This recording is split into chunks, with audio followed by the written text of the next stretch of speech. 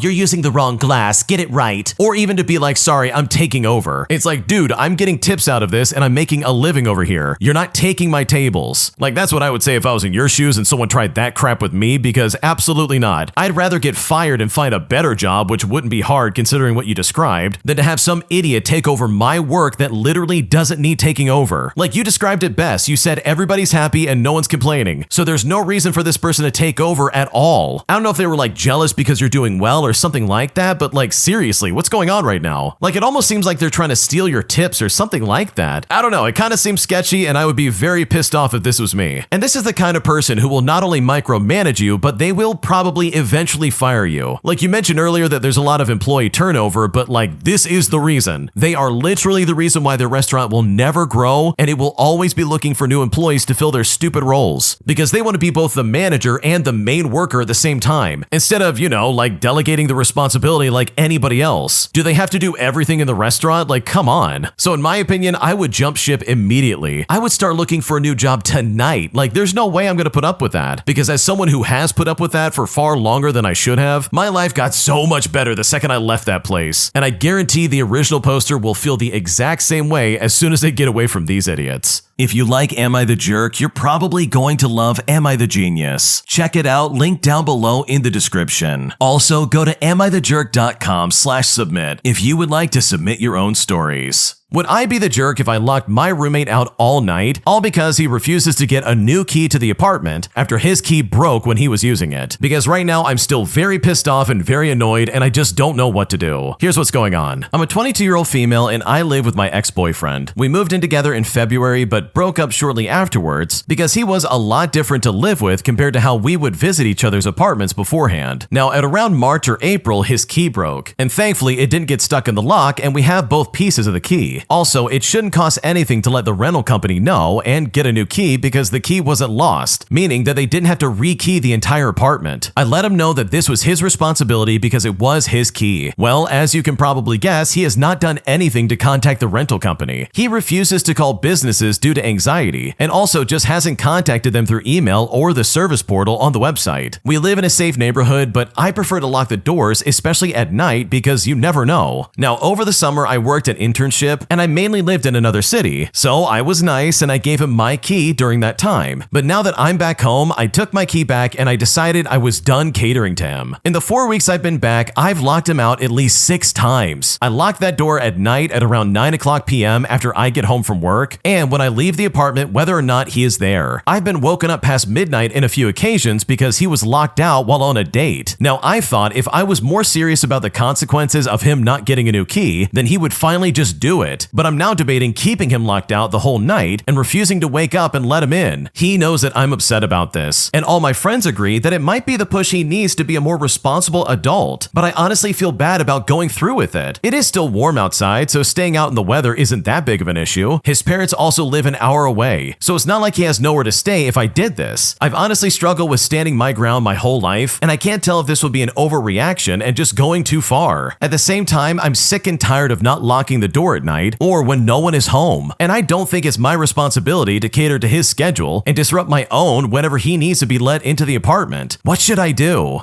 Okay, first of all, you need to understand that this guy is an adult, and he literally can't be like, hey, my key broke, can I get a new one? Like, that's all he needs to do, like, what's going on right now? The original poster also says that they can't, like, legally make a copy of their key, but I know for a fact if I was in their shoes, I'd be like, okay, I'm gonna get a new copy regardless, I don't really care. Like, sure, it's legally binding for you, but it's not for me to say that, so, like, that's what I would do if I was in your shoes, and obviously if that would get you in trouble, then don't do that, but, like, I can only speak for myself. But seriously, this guy's crippling anxiety is preventing him from literally getting in and out of the apartment. So in my opinion, I don't think you're the jerk at all, because I would absolutely do the same thing. This is so stupid. The fact that he's not willing to do this is so annoying, and it's honestly not your responsibility in the slightest. My mother-in-law is literally trying to ruin my marriage by spreading rumors about me and getting all up in my business. And at this point, I'm sick of it and I just don't know what to do. Here's how it's all going down. Okay, to start things out, I've been married to my husband for 11 years and we've been together for about 16. His mother has never been my biggest fan and I know that. I'm everything that she absolutely hates. I don't have a college degree, I have sleeve tattoos, pink hair, and facial piercings. And I think you get the idea of what I'm talking about. My husband is not as extreme as me, but he does have a half sleeve and a chest piece. He works a great job and has been successful. Meanwhile, I'm self-employed and I also work for my local college as a motorcycle instructor. Now, I learned a while back that my mother-in-law is not a safe person to talk around, and I had mentioned that I was mad at my mother for not wanting to watch both of my kids at once. For reference, I have a 4-year-old boy and a 9-year-old daughter, and my youngest can be a handful. Well, my daughter came home from school one day crying, saying that her cousin had told her that my mom hated my son and did not want to be around him and some other hateful things. Now, the only person I'd spoken to about this situation was my mother-in-law, who had just happened to have my niece a couple of weeks prior. And this is something I have not addressed with my mother-in-law. But on Monday, I found out that she was making comments about me being selfish and saying that I would just end up breaking my husband's heart. And I just don't know where this is coming from. I've been sick a lot this year and struggling with some issues, and while I will admit I have slacked off on some house duties, for her to say that is just really hurtful. My husband loves me and I love him a lot, and he of course defended me, but like, why on earth does she feel the need to make such comments? In fact, how do I even approach this in the first place? Do I cut her off? Because honestly, I'm sick of it. She's the type to nitpick every aspect of our lives and the way that I raise my children. I'm honestly so over it, and this is not even the first time she's overstepped, and I'm sure it won't be the last. She makes it a habit to talk crap about everyone constantly, with the exception to my sister-in-law, who in her eyes is perfect and has the perfect family. What should I do? Okay, first of all, I really hope you never tell her anything ever again, because it's pretty obvious obvious she's gonna try and like ruin your life and use all of that against you by spreading rumors. But also, like, I really think your husband needs to step in and be like, Mom, you need to stop. You can't talk to my wife like that anymore. Like, this is crazy. Because that, in my opinion, is like the first thing that really should be happening here. Because this behavior is absolutely disgusting and you should not have to deal with that in the slightest. My entitled boss tried to steal my idea and pass it off as his own that he literally shot down when I presented it to him. So as a result, I decided to get some revenge by quite literally exposing him for the liar that he is. Here's what happened. So I was working at a mid-sized marketing agency where ideas get tossed around in meetings all the time. I spent a full week preparing a presentation about a new campaign strategy. When I pitched it in a team meeting, my boss shot it down immediately, saying that it wasn't in line with what the client wanted. Well, fast forward a week later and I'm sitting in on a client meeting. And it's here that my boss presents my exact strategy. The same slogans, the same layout, even the same examples that I used. Now, I didn't say anything, but I kept all my drafts and the time-stamped emails. And you know what? The client absolutely loved the pitch. A few days later, they emailed me directly asking for help clarifying some parts. But that's when I carefully forwarded them my original draft, clearly dated before my boss ever even brought it up. I didn't accuse him outright. I just said, here's my early draft that might help out. Well, the client called me privately and offered me a role with them in-house. Better pay, better hours, and I'd report directly to their vice president of marketing themselves. And you know what? I took it. And as a result, my ex-boss had to explain to upper management why we lost one of our biggest accounts and why his employee walked out mid-project. And honestly, it was incredibly sweet because my boss absolutely deserved this. Dude, I can't stand when people steal other people's ideas. It's pretty similar to when you do like a group project in college, and there's always that one person who literally did nothing the entire time. Like, that is so obnoxious and it just ruins pretty much everything you're trying to do. So I just love the fact that you got back at this guy by being like, oh yeah, you mean my idea that you pitched? Yeah, here's my earlier draft that my boss literally shot down. Hopefully this helps you figure things out. And then for that client to be like, hey, you want to work for us? Like, that's just so beautiful and just so good. Like, I love that so much. So good for you for standing up for yourself because you absolutely deserve to get credit for this. Am I the jerk for telling my friend that her making jokes about the cost of her home sounds incredibly spoiled and very disconnected? Because my friend is super rich while I am definitely not. And at this point, I'm not sure if I'm in the wrong. Here's how it all went down. Okay, so I've been best friends with my friend who we will call Emma for about 2 years now. We're both 17-year-old females, and we met at a community service volunteer event for animals. And to put it bluntly, we are pretty much the opposite in terms of finances. Her family, in short, is very wealthy, and I'm talking extremely wealthy. 7 figures a year, multiple properties. I mean, she's set for life if she wants it. I, on the other hand, am in a below average income family, and we have had issues with power, water, and bills and all sorts of stuff. I go to free public school while Emma goes to private. Now, she's generally a really great person. We have lots of fun together and we hang out almost all the time. My family treats her as her own and her family does the same to me. Now, the only issue I've ever had with her was that she acts broke. Her and her driver will come to pick me up and we'll go to eat and she'll say something like, oh, I'm not going to order anything, I'm too broke.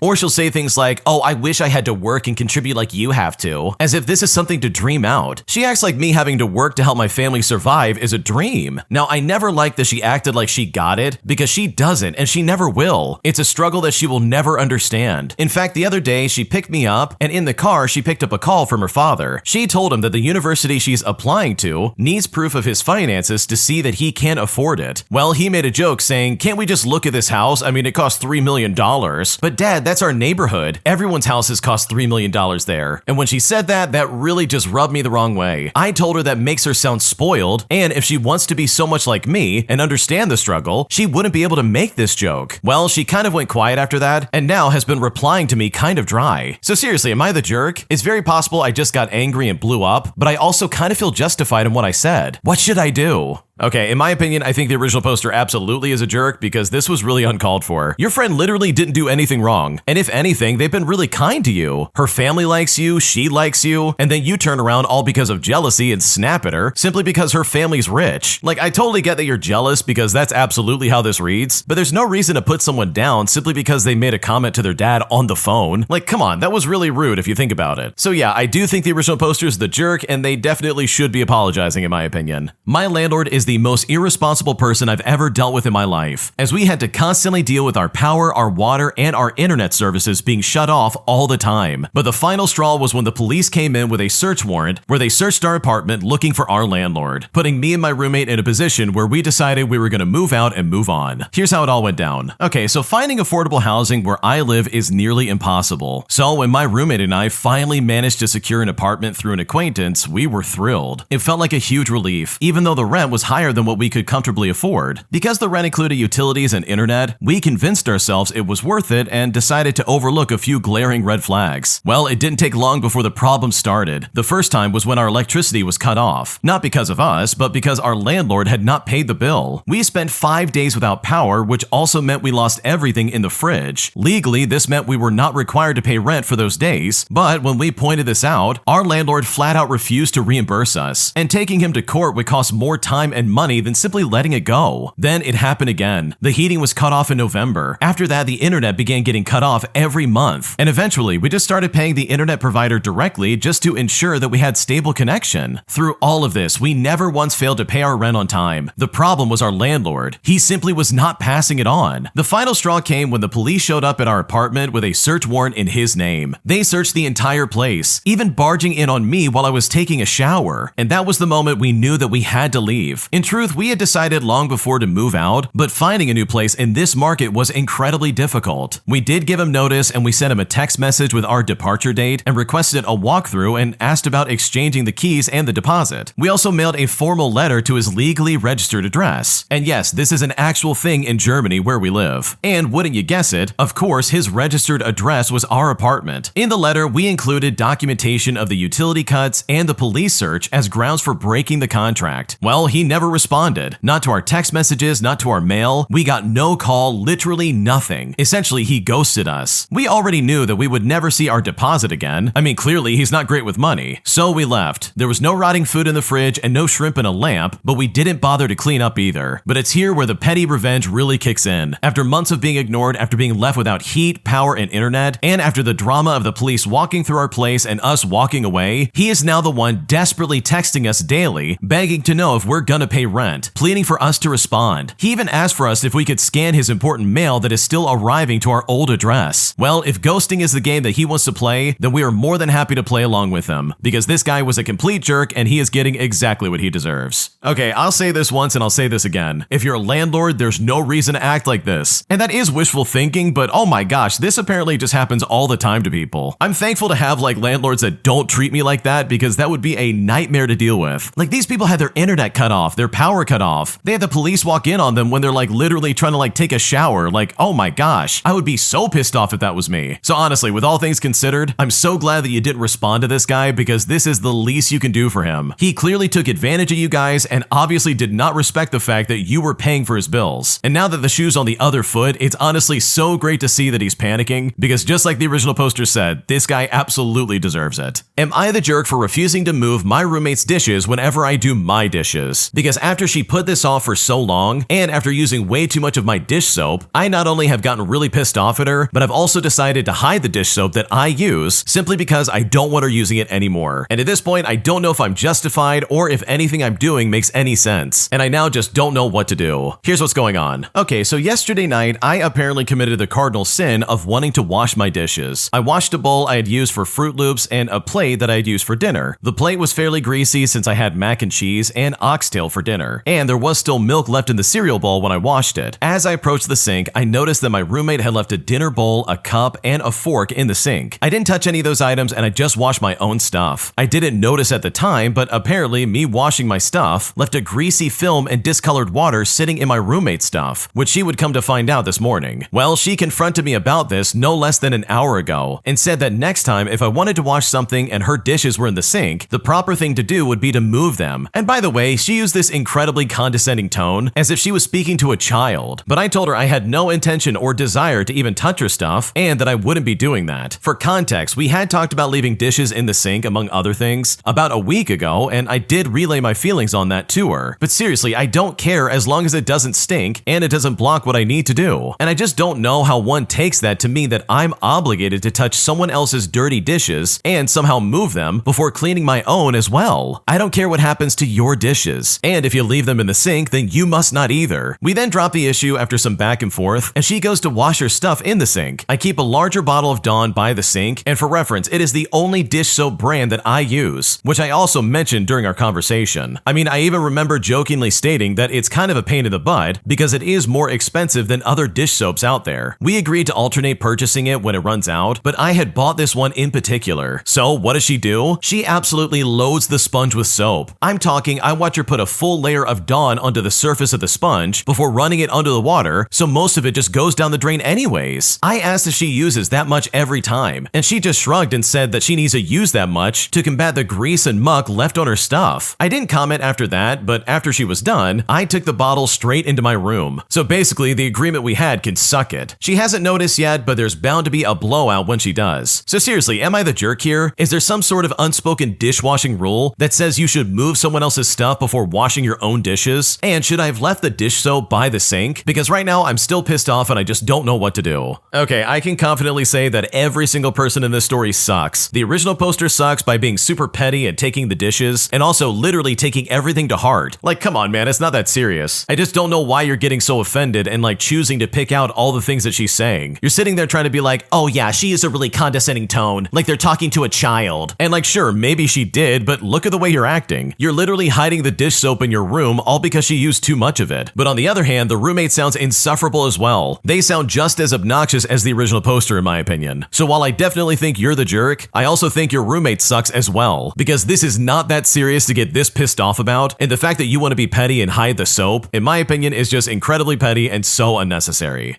My entitled psycho brother has convinced my entire family that I'm openly trying to steal his wife, as he claims that I'm flirting with her and that I'm trying to undermine his marriage. But the biggest problem here is that I'm an openly gay man, meaning that I have no desire to have his wife even in the slightest, putting me in a situation that honestly feels very toxic because right now I really just don't know what to do. Here's how it all went down. Okay, so my brother has successfully convinced my family that I am somehow in love with my sister-in-law and that I'm trying to manipulate her against him so that I can steal her away. Now for reference, my brother and sister-in-law have been married for 4 years, and also I'm a gay man. This apparently all came about because a couple of months ago, her and my sister had a big blow up about my sister-in-law's pregnancy, and I defended my sister-in-law against my sister's big tirade. Following that night, I received a lot of scrutiny from family, specifically my brother for interfering in women's business, and in response, I said some not so nice things to him. My sister-in-law also reached out to me and apologized to me for causing the situation, and I let her know that she had nothing to apologize for and that I'm here to help both her and my nephew. We ended up having a pretty in-depth conversation about how my sister has treated her in the past, and apparently, my sister moved in with her and my brother for a brief period to help with my sister-in-law's first pregnancy and was really overbearing and constantly ridiculing her choices, all for the sake of the baby. My sister-in-law unfortunately suffered from what sounded like an ectopic pregnancy and had to have an emergency surgery to have the fetus removed, and my sister and brother apparently think that's the same thing as getting rid of the baby, if you know what I mean, and she was blamed for the loss of the child, and from how she spoke, she also saw this as a failure on her part. Now, it really pissed me off, and I did my best to explain to her the medical reasonings of why what happened was necessary, and that it's not only not her fault, but also that my brother and sister are just kind of stupid. I said that she shouldn't feel bad for doing something necessary to save her life. Well, that was the last time that she spoke, and I just let her know that I'd be there if she needed anything. Well, I guess she either told my brother or he found out from her messages about the conversation we had, and he somehow took this as me flirting with his wife. Now, I will give him the fact that I did call him stupid in the message, but seriously, come on. Thinking an emergency procedure for a life-threatening situation was your wife willfully getting rid of her pregnancy and then making her feel bad about it is honestly just so stupid. I'm sorry, but no. He told the rest of my family about how I'm envious and how I'm trying to take his wife, which they all believed, and now, if you can believe it, they're mad at me. This wouldn't be a big deal for me if my mom wasn't also included in that. My mom is the only one in my family I have a good relationship with, but apparently she believes my brother and has even called me to scold me about betraying my brother and being shameless along with my other family members. Now, this is all frustrating, but here's the absolute best part about this. The reason why I'm estranged from my family is because I'm gay, and it is the thing that messed our family up. I've very openly been seeing another man for about 3 years now. My brother has also been open about not wanting me around his family because of my unnatural lifestyle. But after all that, he just easily believes that I'm in love with a woman suddenly. Like, what's going on right now? Now, I guess the reason why I came to the internet with this is so that I can understand how this would even be believable. I understand my dad and my sister believing this easily. I mean, they hate me and probably just want a reason to feel justified in somehow rallying against me. But I simply can't really comprehend my mother believing it, but maybe I just gave her too much credit. I mean, at the end of the day, I am very much the outlier of my family on all fronts. I also wonder if maybe my sister-in-law took what I was saying as me trying to take an interest in her. Maybe I made her uncomfortable, but the most I did was just explain medical things to her so she wouldn't feel bad about her first pregnancy. I don't know, I feel like I'm taking crazy pills. I've always been at peace with not having my family, especially because my family is full of nut jobs, but I think potentially having to accept my mom is also that way is really starting to make me second guess myself. I also don't like the idea that I made my sister-in-law uncomfortable. So honestly, I don't know what to do right now because this situation is incredibly weird. Okay, your entire family's crazy. I'm just gonna say that right off the bat. You mean to tell me that these people are gonna be super homophobic towards you and be like, oh wow, you're gay, you're out of the family. And then in that same breath be like, oh wow, you're trying to hit on his wife, how dare you? We're gonna shun you even more. And yes, I totally understand that people could be bisexual and that really could happen in some kind of like hypothetical universe, but in this situation, that's not happening. It sounds like the original poster definitely does not like women. This is not one of those things where it's like, oh yeah, I like men and women. So in this instance, it seems like the family just wants some kind of reason to hate you. Like they literally are trying to find something and they finally found it and now they're just latching onto it. And that in my opinion is crazy. Like that really is a crazy thing to do to you because it is definitely just not fair at all. Like these people will easily believe the worst thing that could possibly be happening right off the bat simply because you took some lady's side. And by the way, you're completely right. Your sister-in-law is not at fault for her losing the baby. Like she could have died. I mean, what is wrong with these people? So no, you're not at fault here, and honestly, the way your family's acting is super weird because it seems like they want to be offended by the way you live your life, but also find a reason to persecute you, which in my opinion is completely unfair. If you like Am I the Jerk, you're probably going to love Am I the Genius. Check it out, link down below in the description. Also, go to amithejerk.com/submit if you would like to submit your own stories. I'm a new server at this restaurant that I'm working at, and honestly, people are really rude sometimes. And right now I'm trying to figure out how to navigate this because this is honestly getting very frustrating. Here's what's going on. Okay, let me preface this by saying that I love serving. I actually really like my job, and 99% of my customers are absolutely lovely and understanding people. I also happen to have really awesome coworkers. But my God, I can't believe there are people out there that behave the way they do sometimes. People really believe that because you're a server, they can treat you like garbage and talk to you however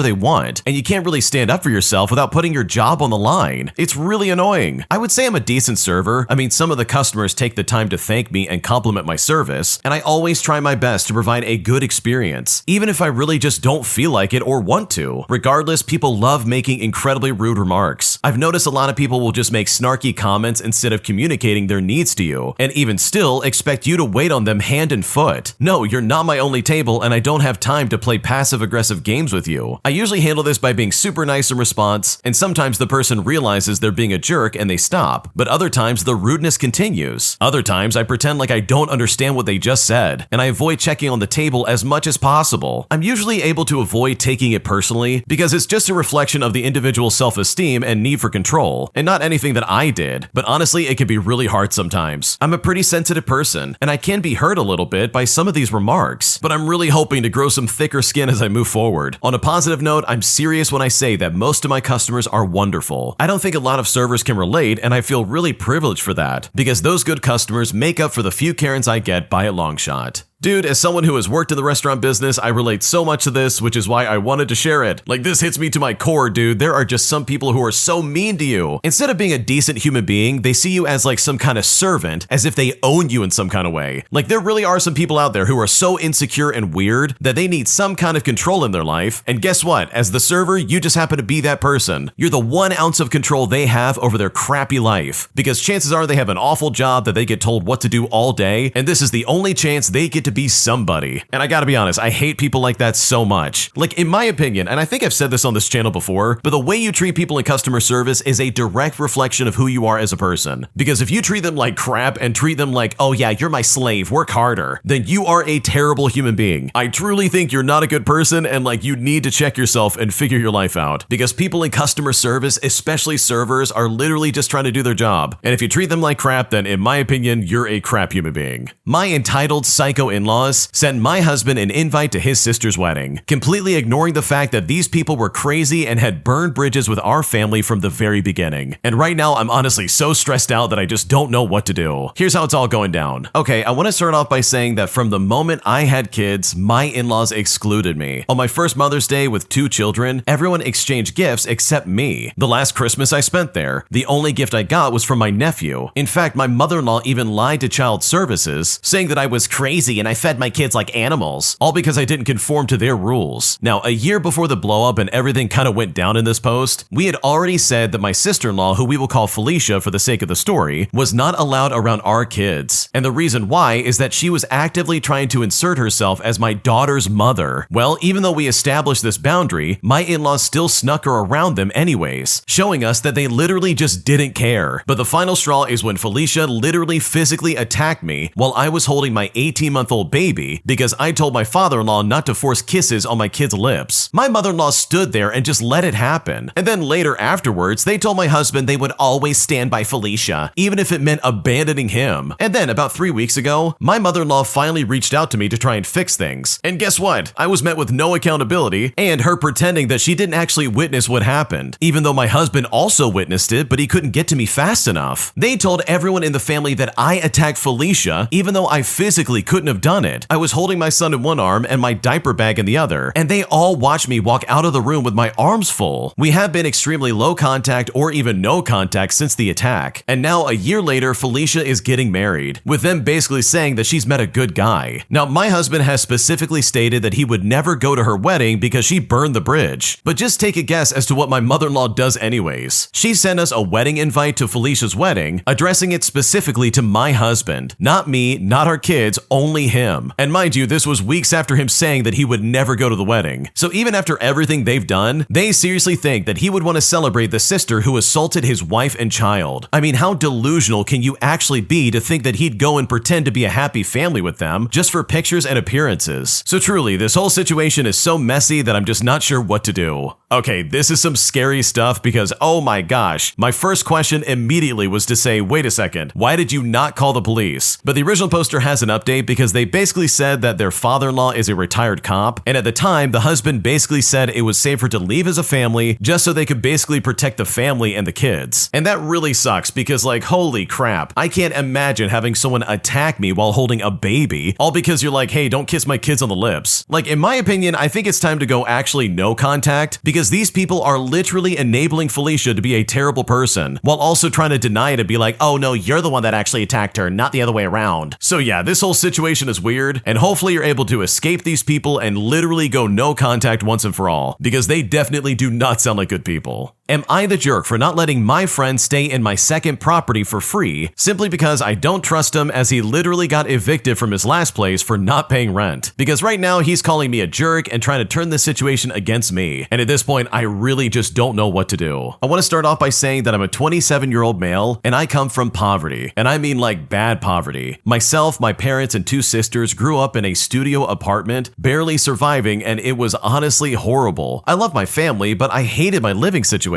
Now, because I found it so hard at home, I threw myself into my studies. I was in every extracurricular, and I ended up doing really well in school because of how much time I spent there studying and doing extra credit. Thankfully, this got me a full ride to the college of my dreams, and my family was really proud of me. I did great at college and enjoyed having my own space in the dorms. I then left and I went straight into work. I saved a lot of money, made some good investments, and I was very frugal, which now means I'm financially stable, and I have a really sweet house with my girlfriend. as well as helping my parents and my sister out. Recently, we decided to branch out into owning and renting properties and bought a neat little apartment near where my friend, who we will call Paul, is also based. Now, Paul recently found himself homeless after falling short on rent a few too many times. He has been couch surfing, and it's only gotten worse since he lost his job for failing a drug test. He found out through another friend of ours that me and my girlfriend got this apartment and has been blowing up my phone nonstop about wondering if he could stay in it. I called him back last night and I said that I was happy to rent it to him, but that he couldn't live there rent-free, because as it is, it just wouldn't be sustainable for me. He then called me a jerk and said I made more than enough money for him to stay there just until he got back on his feet. Now, I feel bad because I know that this could help him out, but I also just don't trust him. His last apartment was a wreck, and even if I was to rent it to him, who's to say that he's actually going to pay for things? My girlfriend thinks that we should let him stay there for a bit until he at least has a job, but I don't trust him to hold this end of the bargain and only stay there short term, as he has a reputation of being given an inch and taking a mile. So seriously, am I the jerk here? Because at this point, I really just don't know what to do.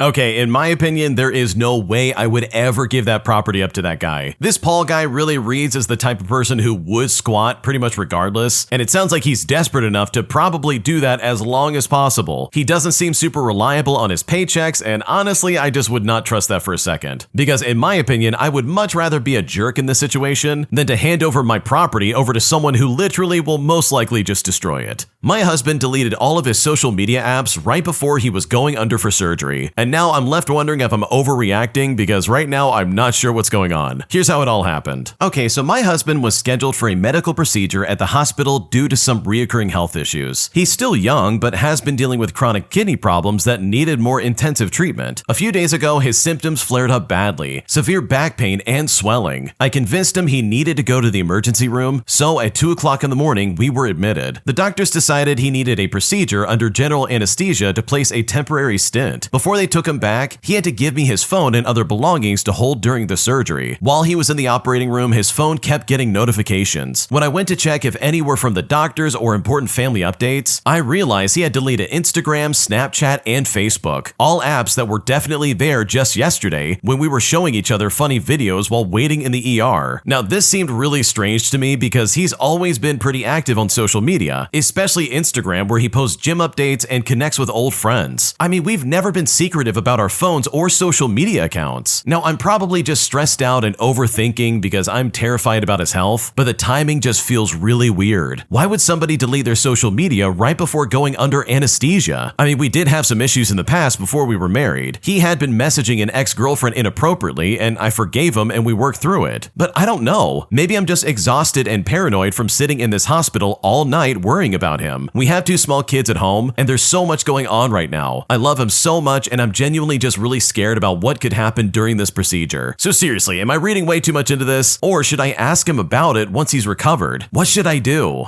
Okay, this seems incredibly suspicious. First of all, yeah, this is super sketchy. You mean to tell me the guy who literally has always been on social media decided to delete his social media from his phone once he realized he was not going to have control over his phone and who's going to look at it, namely you. Like, really? That's what he did before going under anesthesia for surgery? Like, dude, what's going on right now? That seems really sketchy in my opinion, and I just can't understand why someone would do that unless they're trying to hide something. So no, I don't think you're overreacting at all. I think you absolutely should ask him about it when he's like awake from surgery and be like, wait a second, what's up with this? Why did you delete everything on your phone? What's going on? Not to mention the fact that he's already talked with his ex-girlfriend once, like who's to say he's not doing it again? So yeah, this whole situation seems a little bit sketchy, and I don't blame you for feeling a little bit paranoid. My coworker thinks it's my responsibility to buy coffee for the entire office, even though we're supplied it for free by the job itself. Because after I brought in some coffee literally like a few times, this one coworker is bothering me about it every single time I see him, and honestly, it's getting incredibly annoying. Here's what's going on. Okay, to start things out, I love coffee and I make and drink it every single day at work. My job actually supplies us with ground coffee that's definitely not gourmet, but it does get the job done. Now, 3 times in 6 months, I've brought in better ground coffee and I've shared it with my coworkers by brewing a whole pot. I also brought in a couple of creamers to use instead instead of the supplied half and half. One coworker in particular latched onto this and now asks me every time I brew a pod if it's our company's coffee or my own. And when I say it's the company, she scoffs but still ends up drinking it in the end. At least once a week, she'll ask me if I brought my coffee when the last time I brought some was like 2 months ago. Several times I've tried to nicely tell her that those were like one-off times, and she seems to understand, but then she'll ask me the next time she sees me. Today she asked me yet again, and then she said to me at the end, "Oh, you must not have gotten your raise since you don't bring coffee in anymore." And when she said this, to be completely honest, I saw red. I wanted to ask her why she was projecting her brokenness onto me since clearly she hasn't gotten any raises, if she really depends on me for coffee. Instead, I asked her why I would supply coffee for the office when we already have it for free. She then started stammering about a coffee fund that we could make, but honestly, I wasn't interested. If I had known that I'd be hounded about it until the rest of my days, I never would have brought any in, because this coworker is incredibly annoying. Yeah, having a coworker like this is so annoying because you do one good thing and then suddenly they're like, "Oh yeah, do this all the time. You clearly didn't get a raise. I mean, I don't see any coffee in the office." And it's like, dude, if you like that coffee so much, bring it in yourself. Why are you exclusively relying on me? Like, are you seriously that obnoxious? So yeah, this coworker sucked, and I honestly cannot stand people who act like that.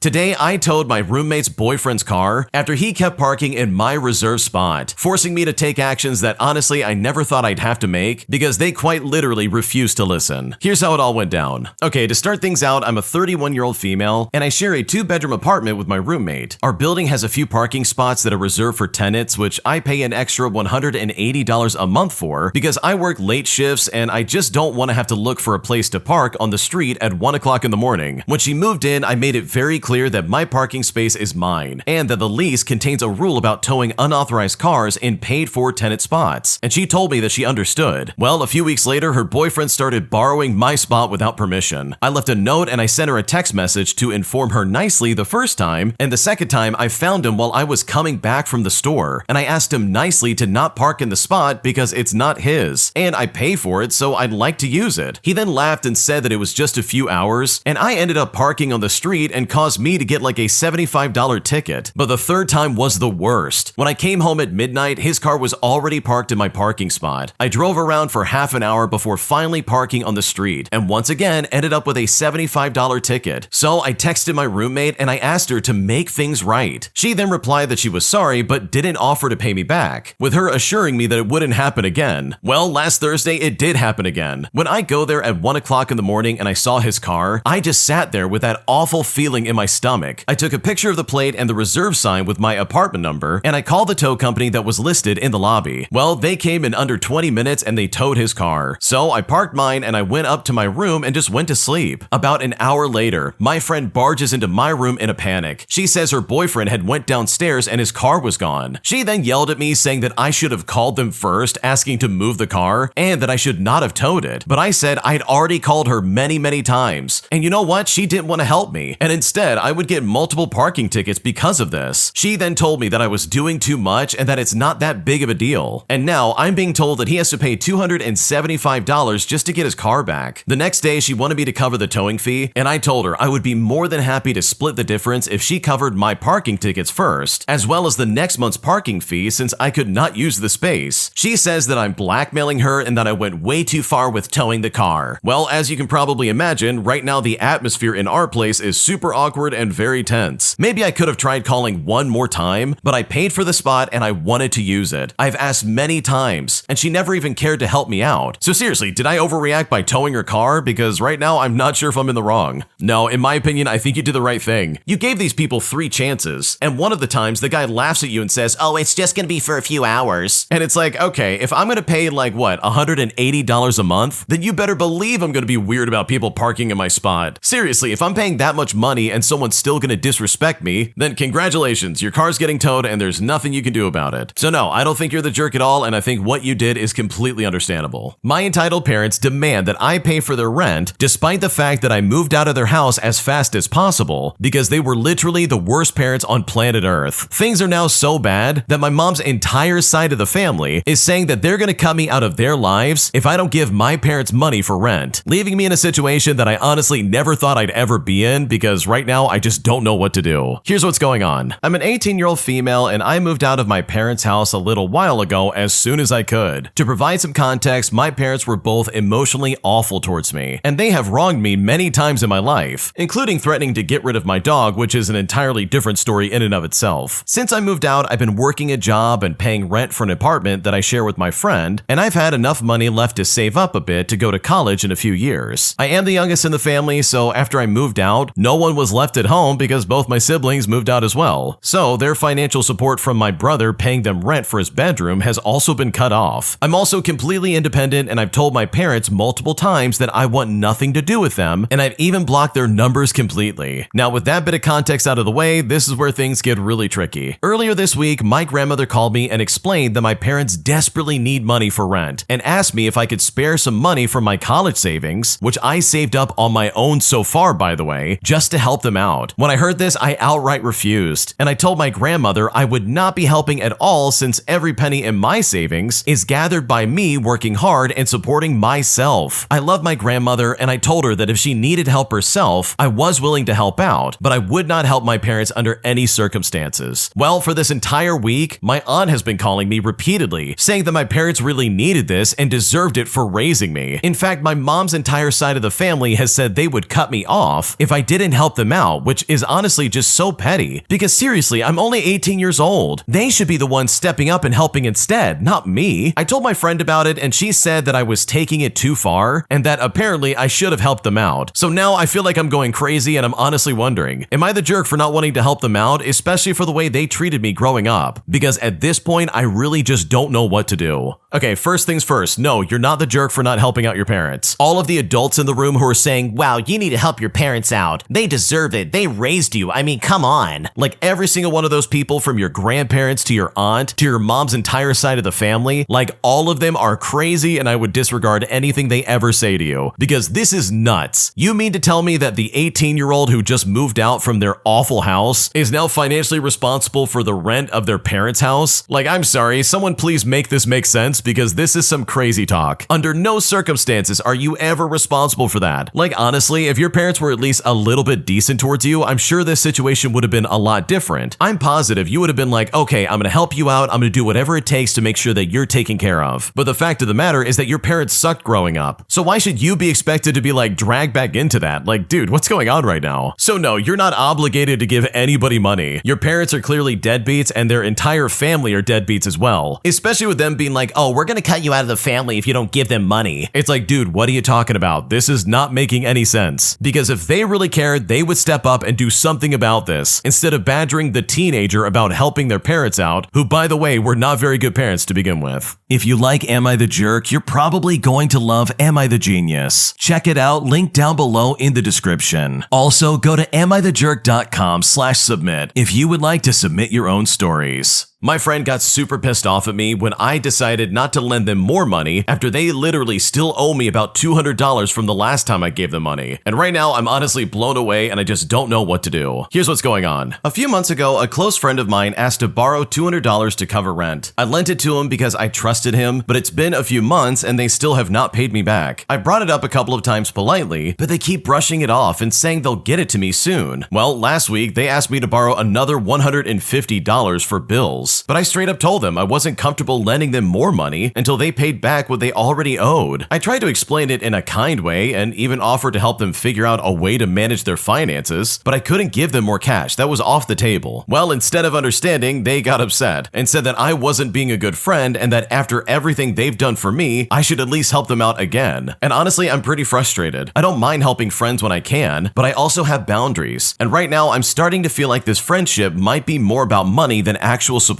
because right now I'm not sure what to do. Okay, in my opinion, I think the original poster hit the nail on the head. This really does sound like a toxic friendship where the friend is only in it for money. Like seriously, if you owe someone $200, don't come back and be like, I need more money, please. Wait, you're not gonna help me? What do you mean? Like, come on, that's so weird. Just because they're not giving you money doesn't mean they're not a good friend. Because the only bad friend in this scenario is the person asking for more money after not paying back what they already owe. Like, that's super toxic, and in my opinion, it kind of absolves you of any guilt, because this person is 100% in the wrong. Am I the jerk for always asking my barber to make adjustments after my haircut, as they never seem to get it exactly how I wanted. Because after this last time, I actually got banned from the barbershop I was going to. And at this point, I'm not sure what to do. Here's what's going on. Okay, I'm looking to get this off my chest because it was quite upsetting for me. For context, I'm a musician and I mostly do weddings. And since people are always taking pictures of me and I want to look good on my social media, I find it important that my hair looks good and even. I don't tell this to my barber or any barber I go to because I don't want to come off as snobby or pretentious. But if I notice that something is uneven, I will respectfully ask to make adjustments. For some reason, this is always the case after every haircut, but usually I just point it out, it gets adjusted, and everything's fine. Then I pay and tip them, and I come back the next month. And honestly, I've never had an issue. I've also been going to this same barber for about 3 years now. I am Filipino and Chinese, and I've had a hard time finding someone who could cut my hair right for some reason. This barber's Filipino, and I've always been very happy walking out. I thought we were cool too because we were both Filipino. I mean, I would even give this guy gifts every Christmas. And this was a guy that I really felt like I could trust. Well, today I had the haircut done, and then I asked if the shape of my temples could be matched because one side was pointy and the other side was rounded. Now, granted, this has happened before, and everything has always been good after making a small cut. I also, as always, tried to be as respectful as possible. But for some reason, today my barber says to me, "You always ask to do this. You can't expect everything to be perfectly even. The ears, eyes, face, and head shape for everyone is always uneven. You need to get a different barber to cut your hair. Do not come back." Now, he didn't yell at me, but it was really in a nasty tone that I've honestly never heard him do before. And honestly, I really just don't know where this came from, because never did I ever get the idea that he was annoyed by something like that. I would always try to be respectful. I would even pay extra money if I could just to make things right. I was so caught off guard that I just said, "Oh, okay, I'm sorry, thank you." And then I paid him and I tipped him and I left as fast as I could. But is it too much to ask for an even haircut? I vetted about this to a friend and he recommended that I just say I'll pay more if I have to just to make things right. And normally I would be fine saying that, but after what the barber said, I don't feel comfortable trusting him ever again. I mean, he's the one holding the clipper and he could very easily ruin me with a bad haircut. So honestly, am I the jerk here? Because right now I just don't know what to do. Okay, first off, I want to say no, you're not the jerk, but also I kind of see where the barber's coming from. Like if I had a client who came in and complained every single time they got a haircut, like at the end of the appointment, I've got someone else coming in and you're sitting there saying, "Oh, this is uneven, you need to fix it." And you do that every single time. Like, I don't know, I would probably be pretty fed up as well. Like, I'm not saying what the barber did was right, but I do kind of see where he's coming from to a certain extent. Now, do I think you should have been kicked out by this guy? No, absolutely not. It doesn't sound like you were rude about it. It really seems like you were respectful and all that stuff, so I think this really did kind of come out of nowhere. But it also kind of makes me think that this guy has really not wanted you around for a while, and this was like the perfect opportunity for him to be like, "Okay, don't come back." So in my opinion, I would absolutely find someone else. If you've got someone cutting your hair that doesn't like you, then dude, like run for the hills. There's no point in being like, "Oh, please take me back. I'll pay extra. Don't worry about it." Like, that's not worth it in my opinion, because clearly this guy just doesn't like you. And I seriously don't think that's a problem with you, but much rather a problem with the barber. Am I the jerk for being upset with my friends after they blatantly left me behind on our trip? Here's what's happening. Okay, so my friends and I have been planning this trip for weeks. We had a group chat, we picked the spots, and even agreed to carpool so that nobody would be left out. I was so excited because I don't travel often, and this was supposed to be a chance to relax and bond with everyone. Well, the night before, they suddenly mentioned they were bringing someone new along who was a girl that I've never met before. I didn't really care at first, but it threw me off because the car was already full. I then asked if it would be okay space-wise, and they said it would work out. The next morning, I showed up at the meeting spot right on time with my bag packed, and it's here that I found out the car was already gone. I tried calling and texting, but I got no answer. Hours later, I finally got a message saying they left because there wasn't enough room anymore, and that I'd understand once I met this new person. Well, to put it lightly, I honestly felt crushed. Not only did they leave me behind without even talking to me about it, but they prioritized someone brand new over a friend they've known for years. I love them, but this honestly was just too much. So seriously, am I the jerk for feeling this sense of like huge betrayal right now? Because right now I just don't know what to do. Okay, dude, this is really crazy. These people are not your friends. The second they left without you is the second they said, "Oh yeah, you're not our friend anymore. We're gonna take this new person. You'll understand, right?" It's like, no, you do not have to understand. And you don't have to take this sitting down. Like, this is a huge betrayal. You have every right to be upset. Like, are you kidding me right now? So no, you're definitely not the jerk, and honestly, I would find some new friends. Because these people absolutely suck. My mother-in-law secretly got our child an iPhone without my express permission. And I just now found out that my daughter's been using this phone iPhone for over 9 months. And at this point, I'm honestly kind of freaked out and I seriously just don't know what to do. Here's what's going on. Okay, I want to start off by saying that we are strongly in the no cell phone until high school camp for our daughter, and we have made that adamantly clear to our entire extended family. Well, we just found out that my mother-in-law purchased an iPhone for our daughter 9 months ago, and at the time, she was only 10 years old. She literally did this behind our backs, clearly without our permission. Obviously, this involved making an agreement with our 10-year-old to keep this a secret and lie to both of her parents. And the icing on top is that the phone was not monitored whatsoever, and it had no parental controls. The phone was kept in my mother-in-law's house, and our daughter was using it when she visited her, which was frequently because my mother-in-law lives right down the street. The only reason we found out was due to another parent reaching out to me about a concern related to my daughter and her daughter texting each other, which of course I wasn't aware of. And I'm honestly not sure how long this would have went on otherwise. Obviously, I am furious, I feel blindsided, and I am so angry. My mother-in-law has otherwise always been a very involved, helpful, and wonderful grandparent. We trusted her and never would have expected her to be capable of such deceit. But I'm curious what other parents would do in this position. I know what I'm leaning towards doing, but I wanted to gauge other people's responses because I'm honestly not sure if I'm overreacting here. Okay, if there's any rule in life that I can possibly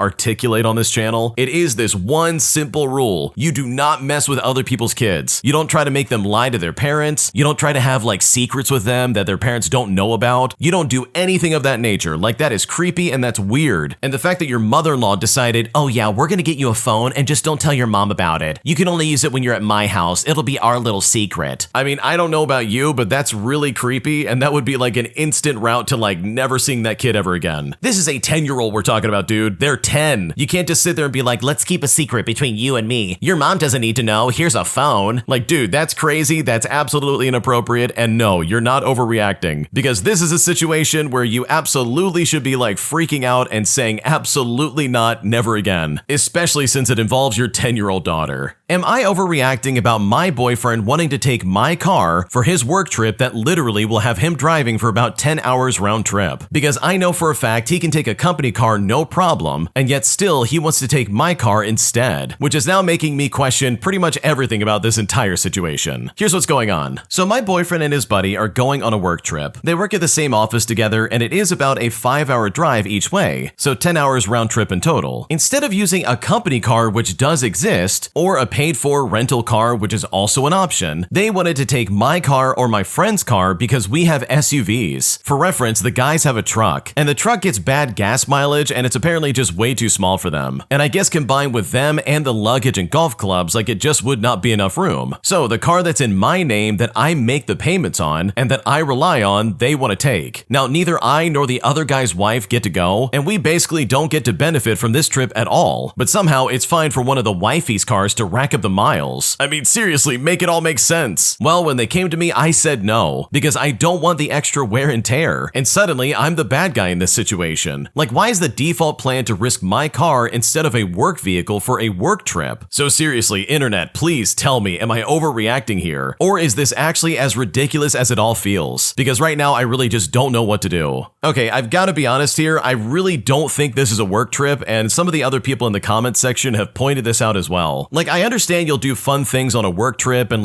it does make sense that you might bring golf clubs because that is kind of common, but why on earth would they not go with a work vehicle instead of yours? The only rationale in my head is that, oh, they don't want to take a work car because guess what? This isn't a work trip, it's a friend's trip. Maybe they're not being completely truthful about why they want your car. Because in my head, I'm right there with you. If you're going on a work trip, why not just use the work car and wear that thing out? Why on earth would you ever want your car subjected to a 10-hour drive that you can't control? Especially if it's under your name. Dude, I'd be losing my mind if that was me. So no, you're not overreacting here. This really is kind of weird because there is no good reason for them to take your car. My boyfriend disinvited me from a trip we had planned together that would last for over a month. And now I'm honestly not sure how to fix this or how to move forward in our relationship. Here's what's happening. Okay, so my boyfriend and I have been together for 2 years, and he's been planning a month-long trip to Bali for basically his whole life. Originally, he always pictured himself going alone, but after we got serious, he invited invited me to come along with him. At first, he seemed genuinely excited for me to join, and I was excited too. Now, I will say the timing was stressful for me. I had to jump through a ton of hoops at work to get a month off. I also bought my plane ticket, which was $1,400. I mean, I've been doing everything to make this work. Then a couple weeks ago, he told me all of a sudden that he doesn't want me to come anymore. He said the trip was becoming too stressful with me involved, that he needs to do this alone to find himself, and that if he doesn't go solo, he'll resent me forever. He even admitted that either I'll resent him for leaving me behind, or he'll resent me for keeping him from this trip. Now, here's where it gets even harder. He knows that what he's doing is really messed up. He's told me that if he could go back in time, he never would have invited me in the first place, just so this plan could have all been avoided. He admits he's in the wrong and he knows how badly he's hurt me, but even then, he's still choosing to go without me. He did at least get my ticket refunded, and even though it wasn't fully reimbursed, he's giving me the full $1,400 back. But that doesn't erase how devastated I feel. I told him I would try to get over it, that I would be the one to carry the resentment if I had to, but every time I think about him going, my heart just breaks all over again. The thought of him experiencing all these incredible things without me crushes me. I don't want to see pictures when he gets back. I don't want to hear about the stories he's gonna have, because all I'll be thinking is, oh, he wanted to live that dream without me. He says he wants to work through this, and I do too, but I just don't know how to. He's been through a really hard life. He works constantly, and he says this is finally his turn to enjoy something for himself. Now, I understand that deeply, I really do, but I wish he could also see how deeply hurtful it is to me, and how much I sacrificed to make this trip possible. When he asks me how I'm doing, I usually just respond by saying, well, how would you be doing in this situation? And he'll say to me, yeah, that's valid, sorry for asking. And to me, that shows that he knows how wrong this is, but he's still going to do it anyways. So here I am. I don't know what to do, and I just don't know how to process this, or if this is something a relationship can even survive. Part of me understands his reasons, but another part feels completely discarded. So am I in the wrong for feeling so hurt? Because right now I just don't know what to do. Okay, I gotta be honest, I don't think your boyfriend likes you. It sounds like your boyfriend saw that you were like struggling to make this trip work, and instead of stepping up and being like, okay, how can I help? How can I make this burden a little bit lighter for you? He says, oh my gosh, I do not want to deal with this. You're making my trip way too stressful. You know what, if I could go back in time, I would not have even invited you in the first place. But don't worry, we can work through this. Like seriously, do you hear how this guy's acting and like the things he's saying? Because this is crazy. He clearly doesn't care about you, otherwise he would have been like, yeah, let's make this work. And really, let's think about this for a second. What is he planning on doing for a month on this trip? Like, why does he need to run off for a month and be like, I'm sorry, I just need to find myself? It's like, no, you need to find like a relationship where you care about the other person, because this guy does not care about the original poster at all. So I'm sorry this happened, but in my opinion, I think you can do way better than this guy, because based on what you've shared with us, it doesn't seem like he's a good boyfriend in the slightest. My job has literally not paid me properly in weeks, as I'm missing tips from my restaurant job for a few shifts that are just not getting resolved. And even though my manager is reassuring me that they're gonna figure it out, even still, weeks later, nothing has ever changed. And at this point, I'm getting frustrated and I seriously don't know what to do. Here's what's going on. Okay, so I just started serving at a new place in mid-August here in California. And this is all after being out of the industry for a while. And this is a cool, independently owned spot, which is in spite of some of the people that I work with who are just incredibly rude. But here is the thing that really has me worried. I have not gotten my tips from all of the shifts that I've worked. In fact, out of the 4 non-training shifts I've worked, I've only gotten my tips maybe one time. The least recent one that I'm missing is from like 2.5 weeks ago, and this past Sunday was the most recent one. Now, my manager explained that we're supposed to get them in our mobile app the next day at the very least, so I'm honestly really confused. Like, this isn't one of those places where it goes into our paychecks. Also, speaking of that, I still haven't gotten my first paycheck, but this could be due to me starting at a weird time. I'm honestly not really sure. I told my manager that I hadn't gotten them, and he told me to send a picture of my checkout to remind him. Well, I did just that, and yet still I have no money coming in. I came in Sunday for my shift and I reminded him once again, and he promised to get right on it. It's now Tuesday and I still don't have any of my tip money. After tip out, it's at least $300 that they owe me now in credit card tips. There's another girl who started the same time as me who's in the exact same boat, and I'm fairly confident that this is not going on with the people people who have been there longer than us. I tried to give them the benefit of the doubt. I mean, the general manager has a lot on his plate, but honestly, at this point, I'm losing my patience. And it's kind of sketchy that I'm getting empty promises. I've only been having my cash tips essentially, and I'm so thankful I have another job, because if not, I would be completely screwed. It also feels like I shouldn't have to remind them multiple times to give me my money. I've never been in this position before out of any of my restaurant jobs. So seriously, has anyone been in this situation? I am almost 100% sure that I will end up quitting pretty soon. The money is great whenever I get paid, and I would hate quitting so early because it really is a cool place, but I'm losing my patience and it seems like they're in no rush to give me my money. What should I do?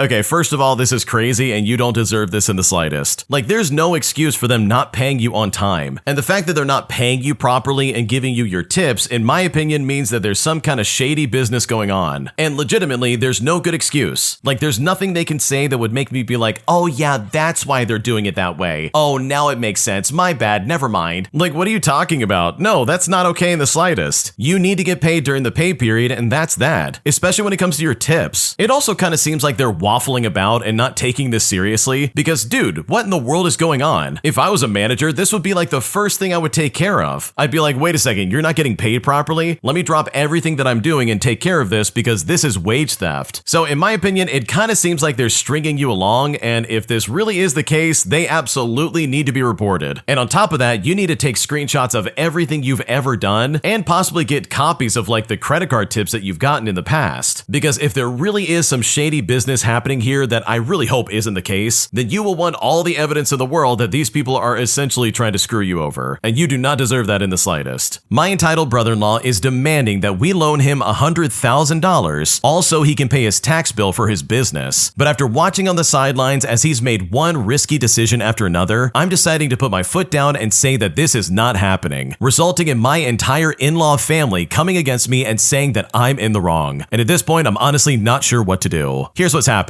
Okay, so for a bit of context, my brother-in-law is the younger brother of my wife. He is married with a small company, and to my wife, he is her precious little brother. But to everyone else, he is a selfish, self-serving risk taker. So rewinding back a few years at around 2017, his excessive risk and bad decisions got him into a real mess. So much so that his business was at risk as well. So my mother-in-law and father-in-law call up my wife and give her this entire sob story. Long story short, we ended up lending him about $50,000. But unknown to us, this was only to stave off bankruptcy, and after a few years of no sign of any money being returned, we resigned to the fact that we were definitely not going to be getting it back. But then something unexpected happens. COVID came around and that gave him a lifeline. The COVID government grant kept him afloat, and then the online orders boosted sales. He ended up back in profit and out of the red. And soon after that, with COVID sticking around longer than anybody anticipated, he was making more money than his business had ever made. Now at this point, instead of just paying us back, he tells my wife that he wants to use this opportunity to expand and buy a bigger premises just to make more money, and therefore won't be able to give us back our money just yet. Well, this inevitably happens, and it's working. A couple of years after the expansion, he's bought himself a bigger house and a fancy car. So my wife finally asked him for our share back, which he thankfully did, and this was around 2022. Now fast forward to present day, and my wife gets a call out of the blue from my brother-in-law. Apparently he wants to borrow money again, and he wants to borrow a lot of it. Now my wife dug in and said that she needed to know what for, which is before we can even bring that sort of money out for him to use. Well, it turns out he's been dabbling in the stock market, he bought the wrong shares, and he ended up losing a lot of money. Unfortunately, in his own stupidity, he even invested the money set aside to pay the taxman himself. And now he's overdue and the taxman is breathing down his neck. Even if he took all of his money out of his investments, he still wouldn't have enough money to pay for his bill. So now he's asking for $100,000 from us, even though this is only a portion of the tax bill. He's also said that he'll pay another portion with his shares sold and then go on a payment plan with the taxman. But upon hearing this, I straight up said I don't want to lend him any sort of money. He never learns and our whole family will have to suffer for it. We then got into an argument and my wife is basically saying that I'm heartless and I'd rather see them homeless than help them out. And now my in-laws are back involved and they're pecking at my wife's head, but I'm still unconvinced that we should. The fact is that even if he goes on the tax payment plan, this year's tax bill is now also due, and with no more COVID support, his business is not bringing in the money it used to. He still may not recover from this. So seriously, am I being unreasonable by not giving him $100,000? All because he is incredibly irresponsible and not someone I totally trust? Because right now I really am not sure if I'm in the wrong. Oh my gosh, there's no way I would ever give him any more money. Like, first of all, you guys barely got that $50,000 back in the first place. So for him to come in and be like, I need double the amount, please. I didn't pay my taxes. Oops. Can't you help me out? This isn't my fault. Like, dude, what are you talking about? This absolutely is your fault. Anyone who says, oh man, this is just a portion of my tax bill, and then tries to be like, can you give me some money? I'll pay you back. Like, dude, if you can't even pay the government back, who's to say you're ever gonna pay me back? Because in my honest opinion, I think the first time was a fluke and you guys got very lucky. And if you give him money again, I guarantee you he probably will never pay you back, and you'll be out $100,000 that you definitely will never see again. If you like Am I the Jerk, you're probably going to love Am I the Genius. Check it out, link down below in the description. Also, go to AmITheJerk.com/submit if you would like to submit your own stories. Am I the jerk for calling out my landlord for her BS and for moving out after only being there for 2 weeks? Because right now this entire situation is crazy and I just don't know if I'm in the wrong. Here's what's going on. I'm a 28-year-old male, and recently I moved from my PhD program across the country in Canada. And within 2 weeks, the landlord-tenant relationship had completely broken down. And you know what? I called her out on her bad behavior. Now, for reference, I got accepted into this program in legal theory. And yes, I am a law student, and I will be attending after I finish law school. I was accepted in February, and I found housing in May for the September start time to my studies. I made a contract and negotiated back and forth to ensure that 2 critical factors were in it. Number 1, on-property parking in the driveway, and number 2, the landlord smoking was outside. This small city is entirely car dependent, and I was unaware of this at the time. So I drove my car because it was the best option. The building is a 5-bedroom house with 3 females and 2 males, including myself. It is within walking distance to the specific building that is off-site from the main campus, but all of the services, administration buildings, and the gym are like a 10-minute drive away. But based on this information, my plans had changed, as the gym in the off-site building closed the week before I moved. The house has a long driveway that can fit up to 5 cars, but there are only 2. And coming from a larger city, this is completely normal for me. I offered to put a car key rack by the front door, offered to move both vehicles, and planned as best as I could once I was given my updated schedule according to the university construction. Well, regardless, I arrive, explain my plan, and discuss the schedule situation with the other roommate, who is also a gym goer to the main campus. But when I did this, the landlord throws a fit because she does not want to take a minute to move the cars. I then find out she's a heavy smoker and smokes inside the bathroom. And by the way, it's not airtight with an exhaust to the outdoors. The entire closet has slowly absorbed the smell, and it's not coming out in the wash. The landlord complains to my roommate about issues instead of telling me to my face, and vice versa. So I called her out on it by saying directly to her, hey, if there's any issues, you need to tell me. But guess what? This doesn't work. I still hear more problems, such as a crumb being left out on the counter or an eyedropper amount of egg white being hidden. I sent a single text message to the house group chat asking for a house meeting and if everyone is free. But I then proceeded to receive 10 messages within the span of 5 minutes, calling out all of the above. I simply say that we need to have a civil conversation and then, hey, when are you available? But she then tells me that I should leave. So you know what? That's exactly what I do. But then she tells me I'm screwing her over because I'm giving her a 25-day notice instead of a 30-day notice. But I mean, who moves out on the 5th of the month? I offer to pay for the 5 days to complete the notice period, but she still refuses. This lady's even going as far as telling my roommate that she can't do makeup in the bathroom. This is honestly just a trash first 2 weeks of university, and right now I'm not sure if I'm the jerk or not because this situation is honestly insane. Oh man, there's no way I would ever put up with this because guess what? You made a contract that literally detailed the things that she is doing wrong. This landlord is out of her mind if she's seriously gonna sit there and be like, I'm not moving my car, and yes, I'm gonna smoke inside. Because the original poster made a contract that said otherwise, and they signed it. Like, what are you talking about? So no, you're not the jerk for moving out because if I was in your shoes, I would do the exact same thing. There's no way I would ever put up with that because this landlord sounds crazy. Am I the jerk for yelling at a guy in the Costco parking lot, all because he left his shopping cart in a grassy median instead of putting it in its proper place? But after he literally blocked my exit and started screaming at me, it's made me completely question if I made a good decision. And at this point, I really just don't know what to do. Here's how it all went down. Okay, so I had just finished a trip to Costco and I was in my car, and I was parked in a row where there was a partially grassy median in front of my car. Now, a guy maybe in his 30s walked over and shoved his cart up on the grassy hump. I rolled rolled down my window and I called out, "Hey dude, don't leave your cart there." But he just ignored me and proceeded to walk over to a car parked facing me, right in that other row where he got into the passenger seat, and I could see a woman in the driver's seat. Well, I decided to take a picture so I could show my friends and we could roll our eyes about it. I then sat in my car for a couple of minutes, sending some text messages and just doing some other things. I then realized that the couple wasn't leaving, and I got nervous that they were waiting for me to leave, to follow me home or something like that. But then I decided that was crazy, I'm just being paranoid. The parking lot was really crowded, so maybe it was just them like taking a while to wait for a clear moment to pull out, since, you know, I was also having that issue. Well, finally it was clear and I decided to pull out. I went down my row and I turned left to access the way out. When I got there, the couple had pulled up and was blocking my exit. The guy had his window rolled down and was gesturing to me to do the same. Now, I didn't want to get into a thing with them, and there were people waiting behind me, so I just shook my head and I gestured with my hand for them to go. But these people didn't budge. So finally, I rolled down my window, and honestly, this next part is kind of a blur. You know when your adrenaline's high and there's like a sort of like surreal memory going on? Like, I know I started by saying something like, leaving your shopping cart there wasn't cool, but come on, just go already. But if I'm being completely honest, I can't remember a single thing he said back at that point, but I do know that he was just yelling at me. But I was yelling too, and I told him to just get out of the way, just go already. At some point, I told him that people like him were a menace to society. And I know, kind of dramatic, but he was yelling at me, and they had waited for me, and now were blocking my exit, and they were blocking all of the cars behind me as well. Then the woman, who I can only assume is his wife, was yelling too. My memory is just of their faces and their mouths moving at this point because this was so weird. I know I told him that he's a jerk and that she was married to one, and she started to drive forward when I yelled that, and then she reversed and backed up so that she could yell at me some more. But I just kept yelling at them to get out of the way. Finally, I think because of the line of traffic behind me, they eventually left. But it really does have me questioning here if I'm the jerk. I know that I might be an idiot because it ended up creating a kind of risky and scary situation, but seriously, am I in the right at all in this scenario? Because right now, I'm not sure if I messed up. Okay, dude, I can't believe you got involved in this. Why on earth would you involve yourself in this kind of scenario? Like, that was really stupid. The last thing on my mind when I see someone parking their cart on the grassy spot of like Costco is for me to roll down my window and be like, "Hey, you can't leave your cart there. What are you doing?" Like, dude, are you out of your mind? People are crazy nowadays, and you quite literally inserted yourself in a situation that you had no business being a part of. Like, honestly, this is so weird to me. I just cannot understand why you would act like this. Why get involved? Like, why say anything in the first place? Like, if you want to take a picture of them and point at them later with your friends and be like, "Wow, look at these losers." Like, sure, go ahead and do that. I don't think you're a great person for doing that, but like, go for it if that really is what you want to do. But for you to like confront someone and then be like, "Whoa, why are they yelling at me? They're blocking my exit. This is crazy." It's like, dude, you literally invited this kind of reaction. Are you really trying to tell me that you confronted crazy people and then was surprised when they act crazy? Like, come on, man. You're not thinking ahead at all in this scenario, and you literally did this to yourself. So in my opinion, while I do think everybody sucks here, I think you are especially the jerk for even getting involved in the first place. Because the last thing on my mind when I'm in the Costco parking lot is to try and police people about where they put their shopping cart. And instead, I want to drive out of there as fast as possible because it's Costco and it's probably a nightmare to get in and out of. Am I the jerk for not letting our neighbors use our driveway for a property that we just recently bought? Because they've been incredibly rude and very nasty about this entire process, and at this point, I'm honestly not sure if I'm making a mistake. Here's what's going on. So my wife and I bought a house back in April. The property sits on about 1/3 of an acre, which is almost unheard of in our Los Angeles suburb, and it was one of the main things that drew us to it. 2,000 square feet of the property is a long driveway since the house is set far back from the street. The driveway even has a fork with a planter and a tree in the middle, so you can pull in, circle around, and then drive right back out. Our driveway is conjoined with our neighbors, and just to be clear, they can reach the street using their own property. They don't need to touch ours at all. The problem is that their lot is small, and their driveway is really narrow where it meets the street. It is just wide enough for one car. It widens by their 2-car garage, but because they park one car behind the other, whoever is blocked in usually cuts across our driveway instead of shuffling cars around. Now, according to our other neighbors who have actually gotten to know us, apparently that house was vacant for a few years after some elderly parents passed away and the kids could not decide what to do with the lot. So clearly our new neighbors got used to having an extra driveway that they could use. When we first moved in, I honestly didn't mind it that much, but my wife on the other hand wasn't comfortable with it at all, and we tried to be neighborly by mostly parking on the fork side so they could continue to use the shortcut. Now, sometimes my wife just parks straight in without thinking about it, and when that happens, the neighbor has actually come over to our door asking us to move our car, saying that we're blocking them in. One time, I even answered one of our camera doorbells and I made him wait as I was in the restroom, but in that time that he waited, he easily could have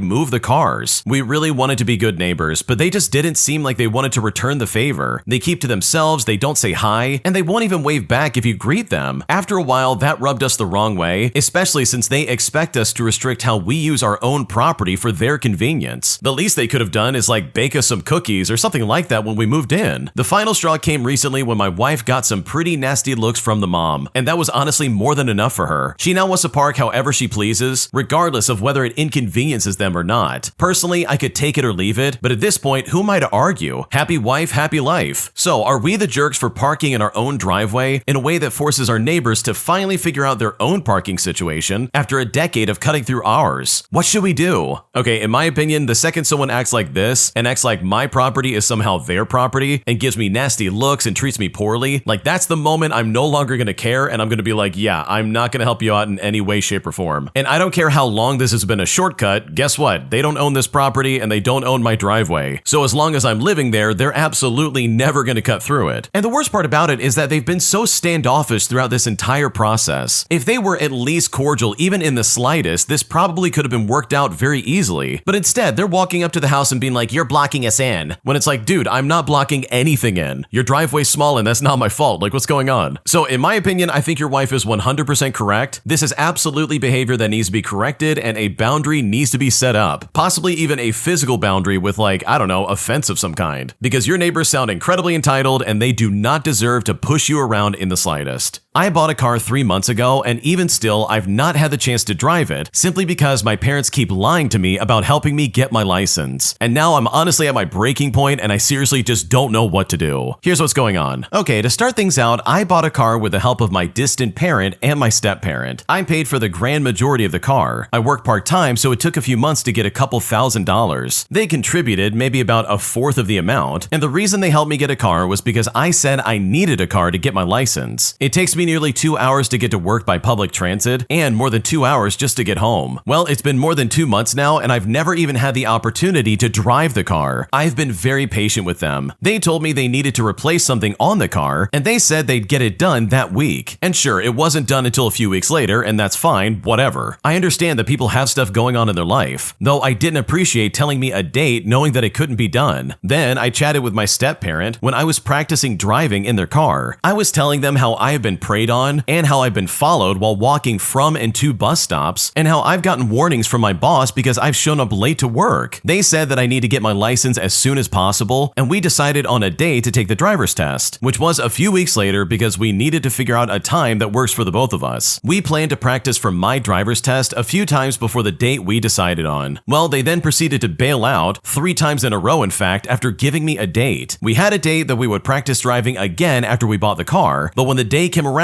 they just didn't say anything. I had to text them to see if they were going to do it, and they said they couldn't because they just didn't feel good, and that we'd have to do it on Sunday. But guess what? Sunday came along and it was the same crap as before. Didn't text or call, and I had to text them myself. They then told me, oh, we're busy. And it's okay, fine. But keep in mind, they were the ones to suggest we do it Wednesday now, and they said and confirmed that for sure this is the time we'll do it. And I've never pressured them or even asked them when we could reschedule. Well, if you're keeping up, Wednesday came around and guess what? They said it's too hot and they can't do it. Last weekend when they came to pick up something for the car, we had a conversation and they told me that this upcoming Friday, they would take me to get plates for the car itself. They said they were off that Friday, so it was the perfect time. And again, they said this on their own volition. They said to me, we need to get the plates before we can even think of taking the test. And they said that my other parent would get the car inspected this upcoming week. So now it's Friday. The license office has closed for the weekend a few minutes ago, and I literally broke down in tears. I texted them earlier today and I was like, hey, are we going to get the plates done today or not? Hours later, I got no reply, and I'm so upset. This week, I had to change my schedule because of Labor Day, and I wanted to work Friday, but since we were getting the plates done, I decided to work 3 days in a row. Last night, I didn't catch my bus in time because the cab I had to ride just to get to the bus stop was late. So I had to wait outside 30 plus minutes just to take the next bus. And then when I got off the bus, I took the subway, and I got to the next bus stop, and I had to wait an additional 30 minutes for the next bus to come. So in total, it took me 3 hours to get home yesterday. And I'm actually lucky because I've had days where it took nearly 4 hours in total. Now, the reason I don't quit my job is because the pay is decent. I work in a low-stress environment where I can choose my own hours, and it also took me nearly 2 years to get another job. Additionally, the reason why it takes so long to get to work and back is because public transportation here is garbage. And if I were to have a car, it would take me like 30 minutes maybe to get home. So honestly, am I overreacting here? Before we had the driver's test, I told them I needed to reschedule a week ahead of time because I had an appointment. Like, that's just how easy it is to do. I can't seem to understand why they can't just say they can't do it beforehand or stop giving me dates to do something that they just can't follow up on. They're the ones who keep telling me dates themselves anyways without even asking. So now I'll probably have to wait until next Friday again just to get my plates. And this is because they're only off on Fridays and on the weekends. And actually, I think they said they're going out of town next week, so I'll probably have to wait 2 Fridays from now. So it's been basically 3 months since I got the car, and I almost passed the entirety of it, and I still haven't been able to drive it. It hasn't even gotten the plates, and without them, I just can't even practice. Like, do they think I'm an idiot and just can't see what they're doing and the excuses they keep making? I've been patient with them this entire time. I'm not stupid. I mean, I know you're just making excuses, but because I don't say anything, they think they can just, I don't know, just do whatever they want. I want to yell at them and get angry so badly, but I know it will only make the situation worse. Until I get my license, even if I were to just get the car from them, I still probably couldn't take my test until I paid someone to help me take it. Like, seriously, am I being too harsh here? And also, by the way, for additional context, because I don't have a car and public transportation is so awful, I've been stuck at home basically for years now. I can only go to work and come home, and I don't have time to go anywhere else. Even on my days off, going out and doing something without a car is extremely difficult. And all of the walkable stores nearby closed down due to crime, so I have no other choice. I also want to move out so badly, but again, I can't even start without having a car. I want to take a friend to a haunted attraction in October for my birthday coming up, and I'm just scared that I won't be able to do it. My birthday's on Halloween, but because of a religious household, I never got to do anything. I want to just experience it once, but it looks like I'll have to wait yet another year just to make it happen. What should I do?